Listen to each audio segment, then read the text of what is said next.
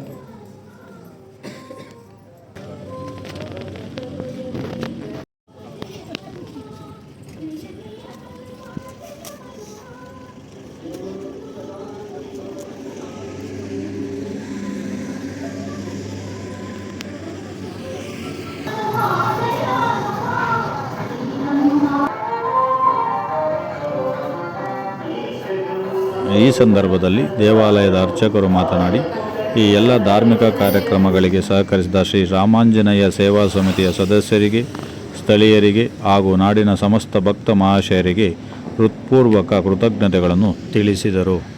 Jai Shriram, Jai Shriram, Jai Shriram.